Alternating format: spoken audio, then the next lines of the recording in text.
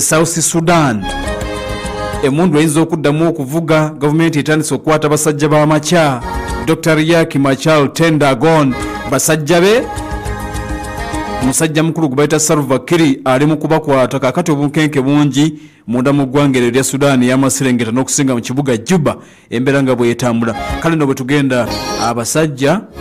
beetoolodde amaka ga Riek Machar waliwo ba general abakwatiddwa Sudan. Minister Tenga Army General gwe bayita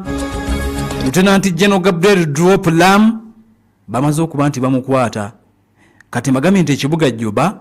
kiri ku bwerindo bw'ekika ekyawaggulu ennyo. Amaka ga First Vice President Dr. Riek Tendagon Machar bamukutte kakati ne musajja we Minister Lieutenant General Riek Machar tebannamukwata n'amaka bagasazeeko kati musajja we gwe bayita Lieutenant General Gabriel Drop Lam SPLA jukira nti SPLA mu ggwanga lya Sudan ziri bbiri waliwo gye bayita SPLA in opposition niwabeerawo SPLA in government bayina coalition omanyi lino eggwanga lirengeri ne bapresident ababiri Riek Machar ye first vice president kati naye ayina SPLA ye kati gwokimanyi nti naye ayina amajaaga ge ayina bajenero nga bakkiririza mu ye omu ku boye Lieutenant General Gabriel Drop Lam gwe bakutte SPLA in government yekutte SPLA in opposition kyokka government bagikulemberera wamu kati obunkenke bungi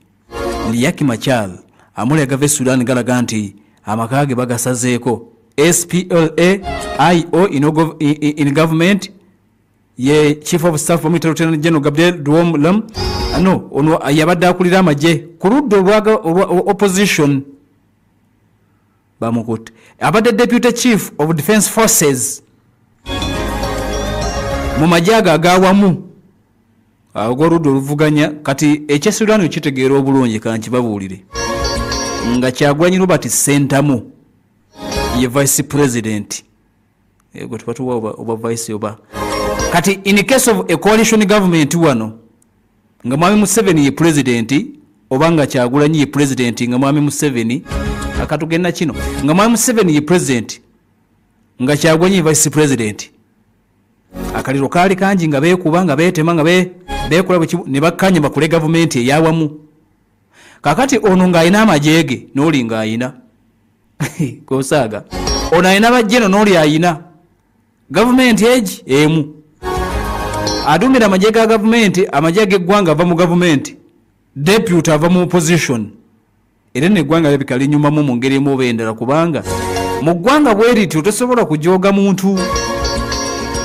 era obunkenke bungi kukiyinza okuddako kubanga bana amagye bonna mwebali opposition ina amagye mwegali mujeretebwa SSPDF babagatta bajeno bono basavinga